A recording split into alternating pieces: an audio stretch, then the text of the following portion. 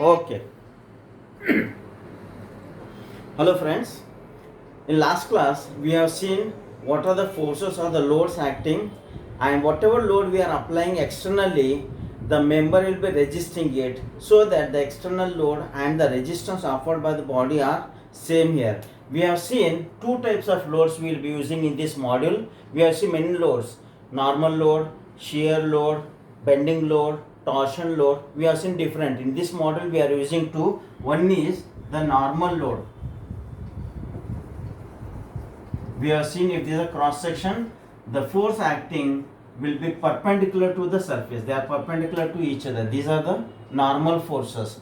In normal forces, we have seen two types of force. One is the tensile force, the other one is the compressive force. So this is in tension, this is in compression. The other type of force what we have seen is the load acting parallel to the plane. See, these are perpendicular to the plane. This is acting parallel to the plane. We call this force as the shear force. Shear force is the parallel force that is acting on the member.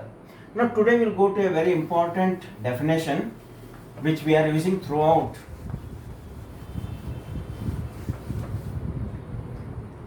Suppose if I take a member, if it has got any cross section, circular, rectangle or whatever it is, if this is the axis, if this is the load acting, P and P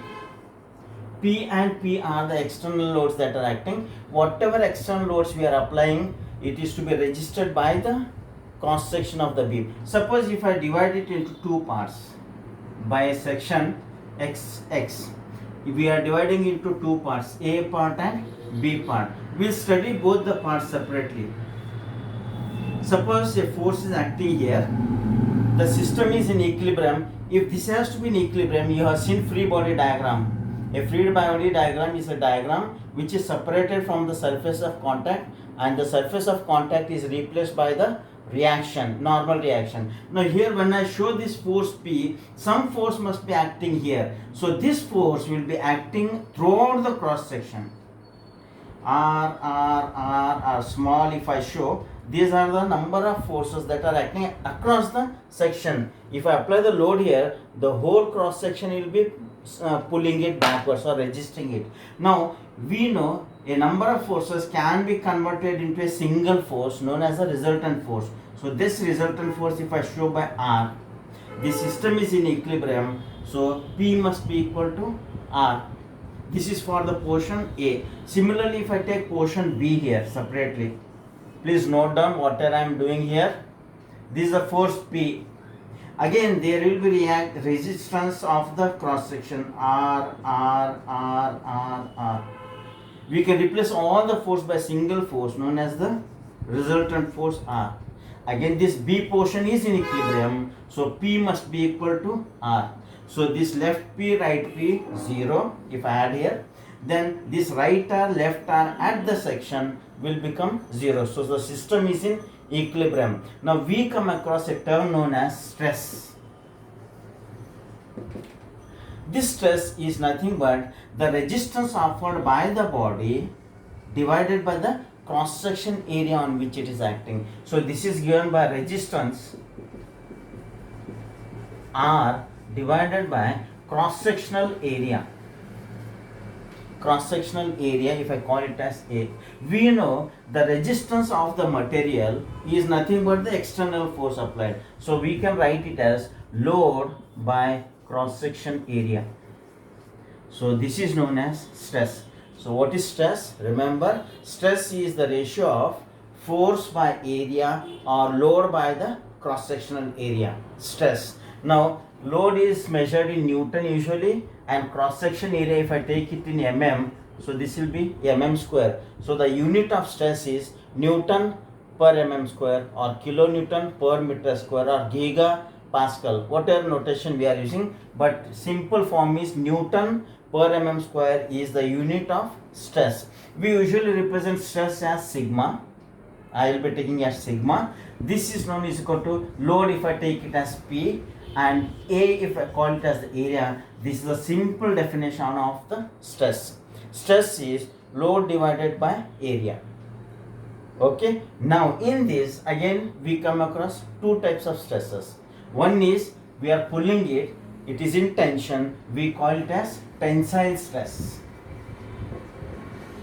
Tensile stress is tensile load divided by area. If I pull it, similarly if I push it like this, what will happen? Compression. Load is compressive, so the stress is also compressive stress. So we can call it as compressive stress. So this will be compression by the cross sectional area. So stress is divided by load by area. Tensile stress, compressive stress, and the force that is acting here is normal to the plane. Now this is in terms of load I am talking. We have seen the external load applied is equal to the resistance offered by the body. So I told you in the last class that basically we depend upon, or we are seeing two things here.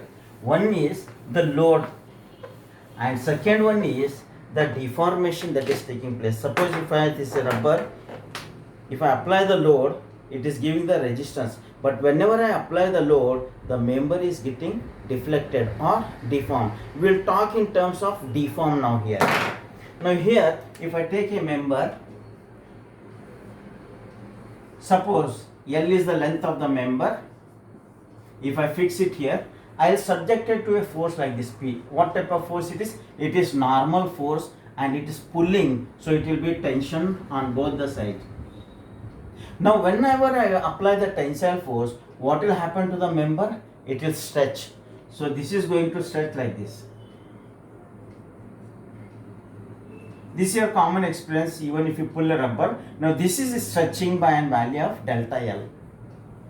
It is stretching by a value of delta L. This ratio of change in length divided by the original length, we call it by a term known as strain.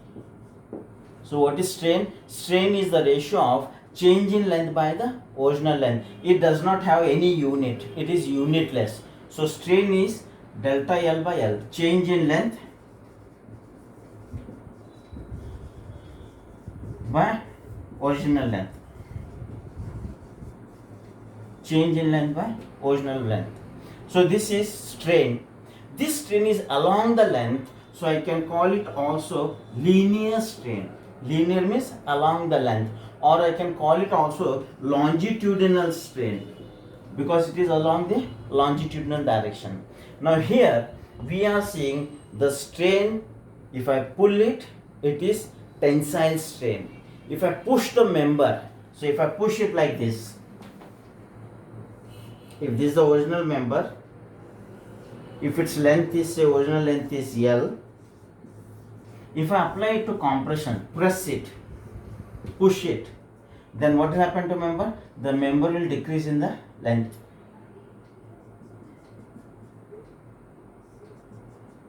Let it decrease by a length of delta L.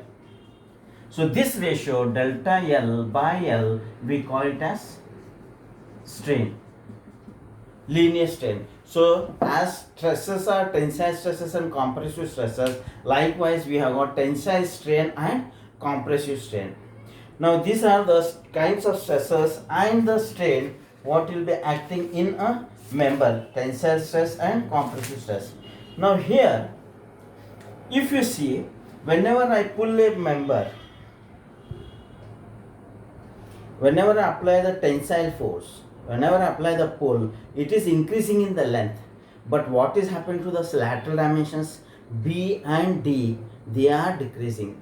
If length is increasing, B and D are decreasing. More is the increase in the length, more is the decrease in B and D. Right? Now there is change in the dimension in length direction, in width direction, and in depth direction. In all ways it is changing. So whenever there is change in the dimension, we come across a term known as strain. When we talk in terms of load, it is stress. When we talk in terms of deformation, we call it as the strain here. Now here, as I told you, if length increases, B and D is decreasing. See, I have shown here, here length is increasing. See, the lateral dimensions are decreasing. If this is the original dimension, this is the lateral dimension after deflection. or deformation. If you see in this compression, this is the original dimension. Due to compression, the length and the width and depth are increasing. The dimensions are increasing. So you see there is some relation between the length, width and depth. Now one thing is sure, if the length increases, B and D decreases. One increasing, two decreasing. If I take a compressive member, if I compress it, length is decreasing whereas B and D are increasing. If one is increasing, the other two are decreasing, or if one is decreasing, the other two are increasing. If one is positive, two other will be negative, or if one is negative, the two other will be the positive. So here we are seeing whenever deformation takes place, it is in length direction, it is in width direction and in depth direction. This strain what is taking along the length, we have called it as linear strain, and the one which acts in the other directions, we call it as lateral strain. Lateral strain. So what is lateral strain? It is nothing but change in width divided by original width. Change in width. Suppose this is the original width, so it has gone to B dash after deformation. So what a change is taking place in the width divided by the original width will give the lateral strain. This is in width direction. Similarly, I can call change in depth by original depth. We call it as again lateral strain. So one longitudinal strain, two lateral strains. Strain is either tensile or compressive. If one is increasing, length is increasing, B and D are decreasing. If length is decreasing, B and D are increasing. See, more I increase the length, more is the reduction in the lateral. So you find again there is some relation between the length and the lateral dimension. So here we come across a term known as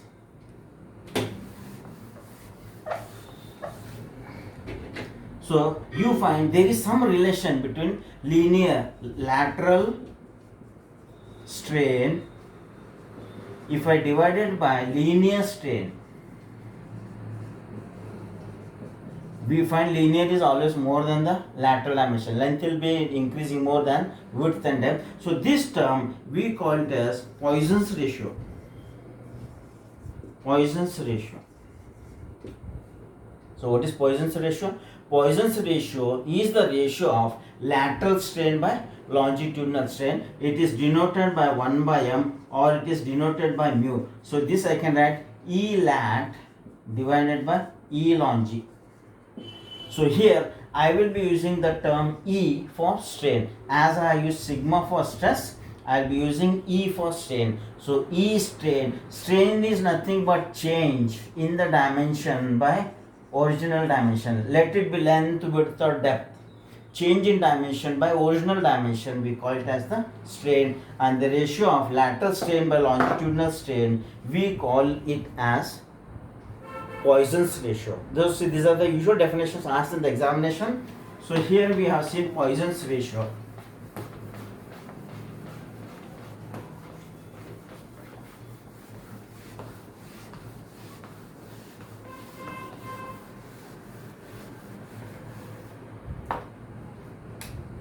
Now once again I will come to this rubber. As the load is increasing, deformation is also increasing. We know whenever load comes, stress will come into play. Deformation, whenever deformation comes, we will be getting strain. As the stress increases, strain will also increase. They are proportionate.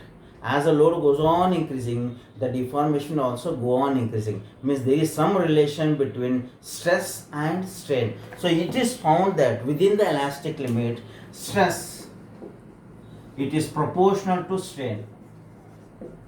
Stress is proportional to strain. That is, sigma is proportional to the strain, or stress by strain, we get a constant. And this constant, stress by strain, we call it as Young's modulus. we call it as Young's modulus or modulus of elasticity or modulus of elasticity. So what is Young's modulus? Young's modulus is the ratio of stress by strain. It is a stress by strain. This was given by Hooke. Hence this law is known as Hooke's law. Hooke's law. So what is Hooke's law? Within the elastic limit, the stress is proportional to the strain. This was the law given by Hooke, and he gave the term Young's modulus. This Young's modulus is abbreviated by capital E. So capital E is Young's modulus. So Young's modulus is stress by strain. Now stress is in Newton per mm square. Strain has got no unit. So what will be the unit of Young's modulus? It will be again Newton per mm square or kilonewton per mm square or kilonewton per meter square. Any unit you can use. Simple is Newton per mm square. So Young's modulus is the ratio of stress by